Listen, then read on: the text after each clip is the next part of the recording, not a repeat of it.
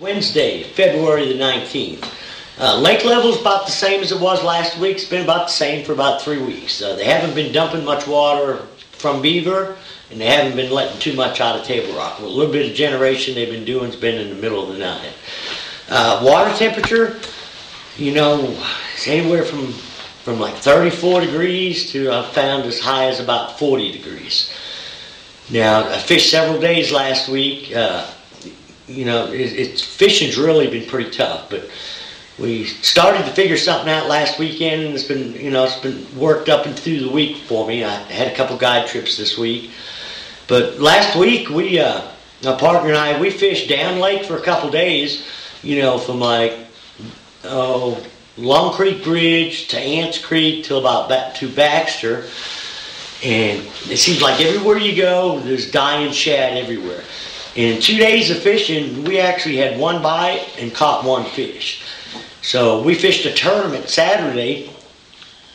So our game plan was to get as far away from that area as we could. When I was up by Ants Creek, the further I was going up into the James Friday, I noticed I got out of the dead shad and the water temperature was dropping. So it kind of scared me a little bit. The water temperature was, getting down 38, 37 degrees, so I turned around.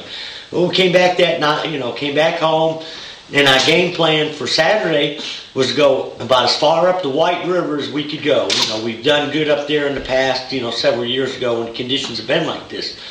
So it was like 19 degrees out Saturday morning. We made a long, cold run, had to break through a lot of ice. But we actually got up there in the first 15 minutes or so. We had caught more fish in the past 2 days. We ended up with I think we caught about 16 fish, had 8 or 9 keepers. In the tournament we fished, there was only like 13 boats that weighed in fish, and only 5 of them had limits. And we were fortunate enough to be one of the 5 that had a limit. We weren't catching any big fish, but compared to the past few days, we were just tickled to death to get a bite. But the key seemed to be there was no dead shad up there. And it's kind of a funny deal. It's like against the grain. Normally this time of year we're looking for warmer water. Well, that wasn't working for us, so we kind of went just the opposite. And there was a lot of ice up in the area that where we were fishing. But most of the fish we caught were on jerkbaits and Alabama rig. And then the first of this week I actually started catching some on a football jig. Now, we could not get much of a bite out on the main lake. And I know there's some of the guys catching them in the areas that we fished earlier in the week, down on the main lake off bluff ends and stuff, but we could not get a pattern going. In order to get a pattern going, you got to get a bite. And for 2 days, we did not get a bite. So, but like I say, I know there's a little bit of a bite down there because some of the guys that beat us in the tournament, I think, caught them in that area. But all I can tell you about is what I know for sure. And like I said, we caught them on a jerkbait till about 9:30, 10 o'clock. And it was the same way for me the first of the week. It seemed like when it was a little bit overcast, they bit the jerkbait as good as anything. And what I've been throwing is a Spro mixed stick. And this is a new color. I got them over there at Sportsman Factory Outlet. It's kind of a knockoff from the Mega Bass. I'm trying to think of what they call it. Lucky Craft makes one that's called Aurora Black, and I think the Mega Bass one is a Pro Blue. It looks a lot like that color. And also we caught some on the Spro. I got them all tangled up here. But on that Blue Bandit, it's got a little blue back with a chartreuse stripe down the side. And all the fish that we caught, we could not get a main lake bite or like a bluff end bite. It seemed like all our fish were in the creeks. The jerkbait fish were around docks, and some of them were around suspended cedar tree. They were suspended around cedar trees, 15 to 20 foot. And like I say, we were way up the White, just about up in Arkansas. I mean, you couldn't go, about 5 or 6 miles further than we were. And then later in the week, I came further back down towards Shell Knob, and the same thing worked. From Shell Knob up, I haven't seen any dead shad. But anyways, then after the jerkbait bite stopped, we started getting bit on an Alabama rig. We're fishing it around pole timber.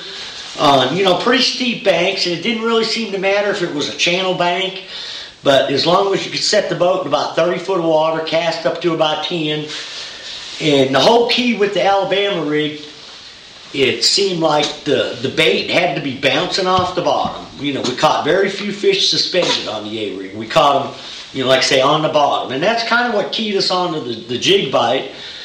But when we were up there Saturday in the tournament, we weren't getting enough bites to play around with the jig, and we finally started getting bit, so we're kind of afraid to change up. But anyways, when I went back up there Monday and was guiding, once my client started catching them on the A-rig, or Tuesday rather, then I started playing around with the jig and caught some on a 5/8 ounce PBJ pig sticker jig with a Zoom speed craw as a trailer. Now on the Alabama rig, it seemed like I really had to downsize the baits. We were throwing a lot of the bigger Kitex and the Swim Fluke Juniors, but it seems like our best deals was using grubs for trailers, and the ones with the hooks, the swim baits were using like a 3.5 inch swim bait instead of 4 or 4.5. Now that may not be the case all over the lake, but I know that was our key to catching fish. And like I say, it's a pretty solid little pattern, and I think the same thing will probably work up into the James and up into Long Creek. It seems like if you're finding a lot of dead shad, just keep going either further up into the creeks or further up in the river till you get away from the dead shad, and don't let the colder water temperature scare you. I mean, we've got a pretty good warming trend coming this week, so I look for the bite to be a lot better this weekend.